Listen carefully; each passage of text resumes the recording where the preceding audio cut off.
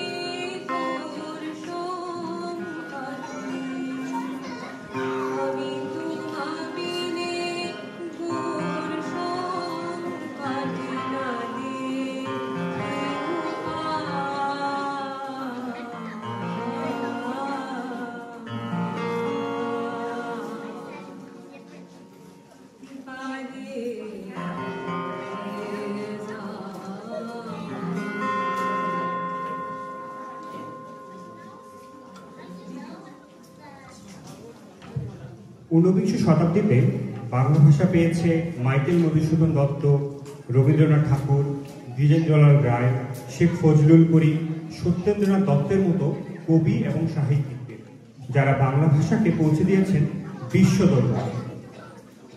আমরা সবাই জানি একটা সময় মাইকেল মধুসূদন দত্ত বাংলা ভাষাকে পরিত্যাগ করতে চেয়েছিলেন, কিন্তু একটা সময় তিনি তার ভুল বুঝতে পারেন এবং রচনা করেন কপোতাক্ষ নদ, বঙ্গভাষার মতো কবিতা। এই কবিতাগুলো পড়লে বোঝা যায় বাংলা ভাষা এবং বাংলাদেশ থেকে ঘুরে গিয়ে তিনি কতটা কষ্ট পাচ্ছিলেন। হে বঙ্গ, ভাণ্ডারে তব বিবিধ রতন তাসবে, অবোধ আমি অবহেলা করি, পর ধন লোভে মত্ত করিনু ভ্রমণ পরদেশে, ভিক্ষাবৃত্তি কুক্ষণে আচারি, কাটাইনু বহু দিন সুখ পরিহরি। রবীন্দ্রনাথ ঠাকুরের কথা নতুন করে বলার কিছু নেই। আমরা সবাই তার সাথে এবং তার কাজের সাথে খুব ভালোভাবে পরিচিত। তিনি বাংলা ভাষাকে নিয়ে গেছেন বিশ্ব দরবারে। এশিয়া মহাদেশের মধ্যে তিনি একমাত্র কবি যাকে নোবেল প্রাইজে পুরস্কৃত করা হয়। দিনের আলো নিবে এলো, সূর্যি ডুবে যাবে, আকাশ ঘিরে মেঘ জুটেছে চাঁদের লোভে লোভে, মেঘের ওপর মেঘ পড়েছে রঙের ওপর রং, মন্দিরেতে কাঁসর ঘণ্টা বাজলো ঢংঢং। এ পারেতে বৃষ্টি এলো ঝাপসা গাছপালা, এ পারেতে মেঘের মাথায় 100 মালা জ্বালা। পাতলা হাওয়ায় মনে পড়ে ছেলেবেলার গান, বৃষ্টি পড়ে টাপুর টুপুর, নদে এলো বান। কাজের সূত্রে, গানের সূত্রে, কবিতার সূত্রে তিনি বিভিন্ন দেশ ঘুরে বেড়ান, বিভিন্ন সংস্কৃতির সাথে পরিচিত হন, বিভিন্ন ভাষার গান শুনেন এবং সেসব গানের আদলে লিখেন কালজয়ী কিছু বাংলা গান।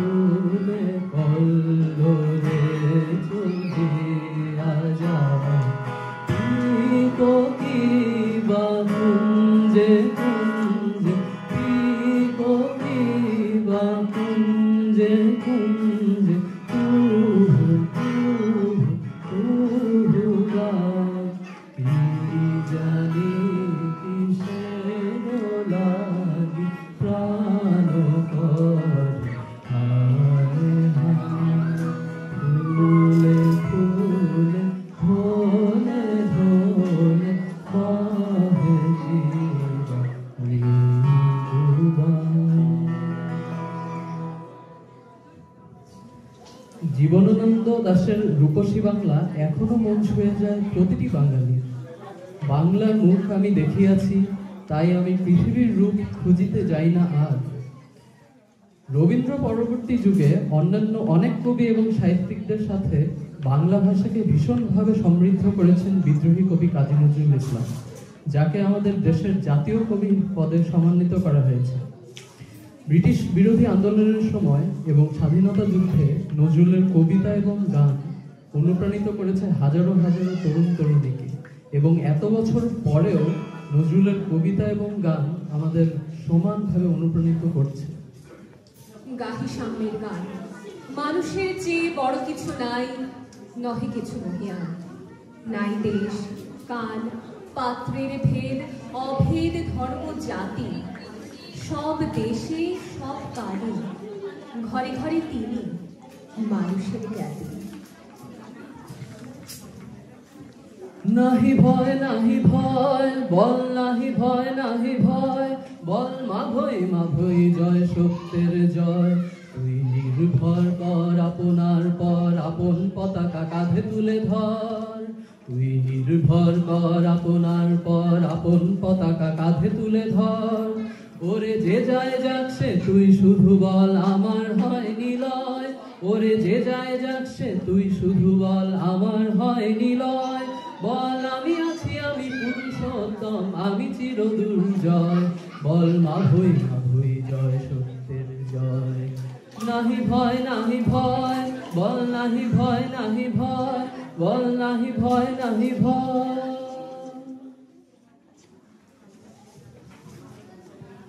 বাংলা ভাষা আর বাংলার গ্রাম বাংলাকে খুব সুন্দরভাবে উপস্থাপন করেছেন পল্লী কবি জসিমউদ্দিন। তুমি যাবে ভাই, যাবে মোর সাথে আমাদের ছোট গান, গাছের ছায়ায় লতায় পাতায় উদাসী বনের বায়। মায়া মমতায় জড়াজড়ি করি, মোর গেহখানি রহিয়াছে ভুলি। মায়ের বুকেতে বোনের আদরে, ভাইয়ের স্নেহের ছায়। তুমি যাবে ভাই, যাবে মোর সাথে আমাদের ছোট গায়।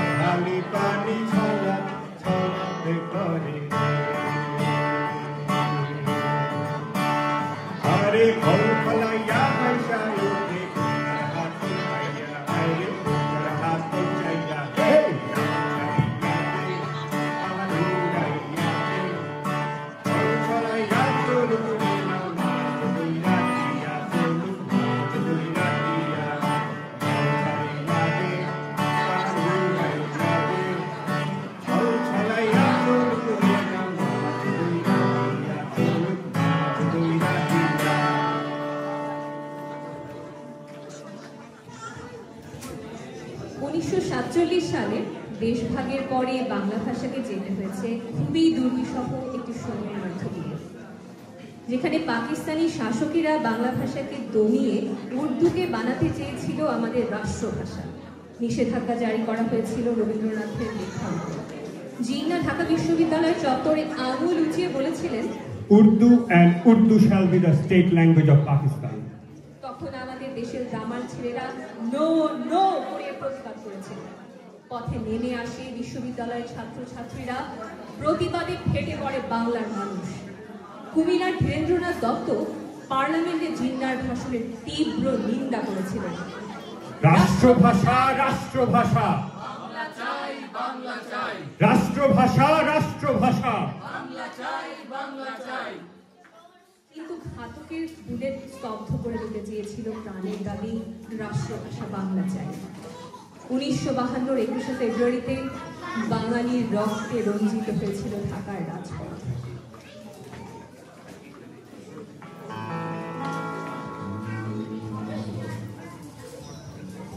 রাষ্ট্রভাষা আন্দোলন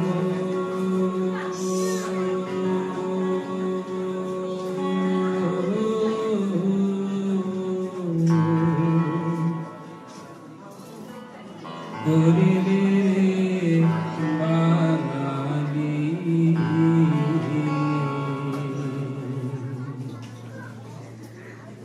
তোরা ঢাকার শহর রবে ভাষাইলি তোরা ঢাকার শহর রবে ভাষাইলি ও বাঙালি ও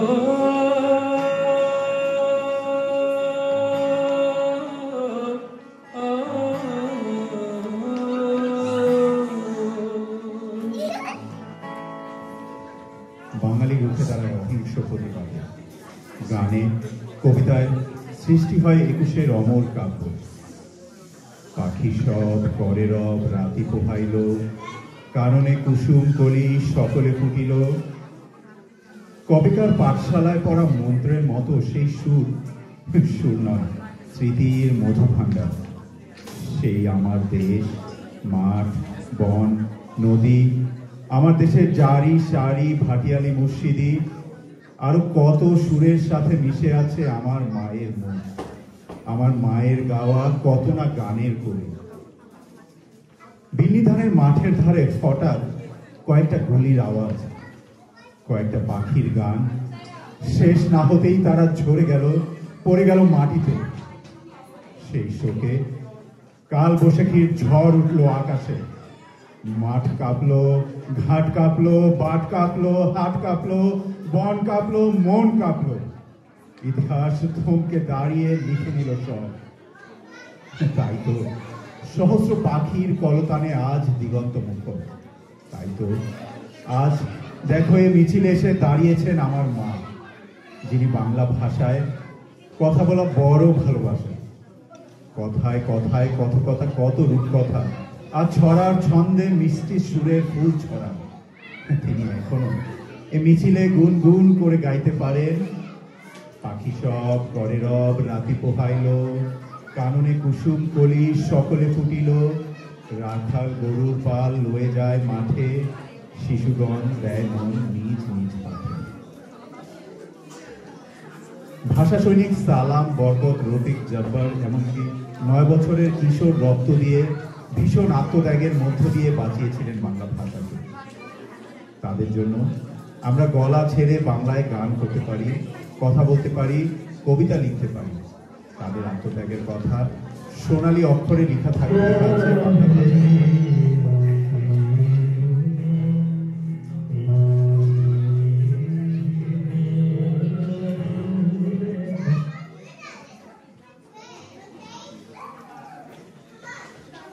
তাদের আত্মত্যাগের কথা সোনালী অক্ষরে লেখা আছে বাংলা ভাষার ইতিহাসে। ইতিহাস তাদের আত্মত্যাগ কখনো ভুলে না।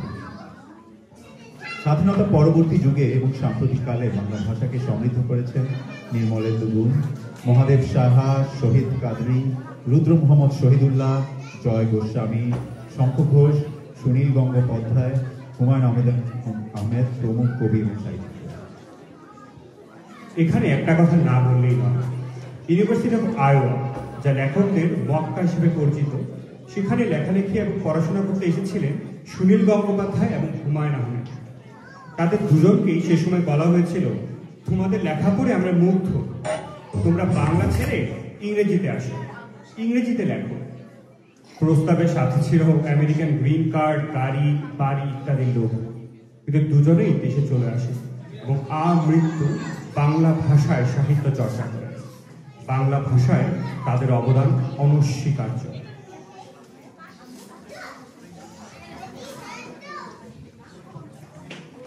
একটা ছিল সোনার কন্যা মেঘ বরণে, ভাটি অঞ্চলে ছিল সেই কন্যার দেশ।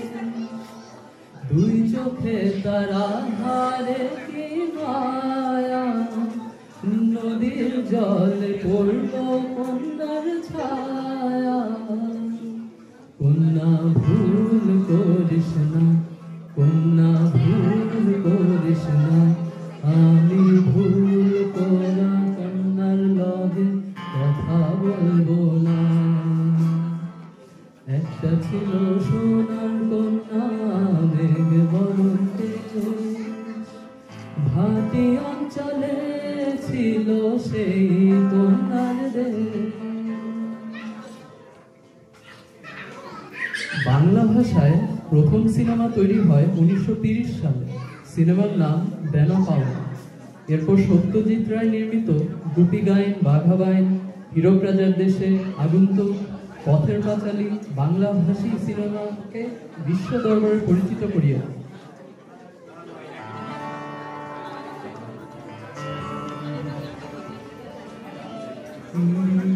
মহারাজা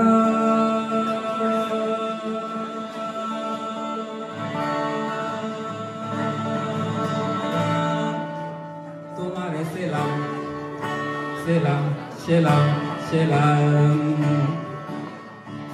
মোরা বাংলাদেশের থেকে এলাম, মোরা বাংলাদেশের থেকে এলাম। মোরা সাদা সিধা মাটির মানুষ, দেশে দেশে যায়। মোরা সাদা সিধা মাটির মানুষ, দেশে দেশে যায়। ওদের নিজের ভাষা ভিন্ন আর ভাষা জানা নাই, ওদের নিজের ভাষা ভিন্ন আর ভাষা জানা নাই। আমি এই কথা জানাই মহারাজা।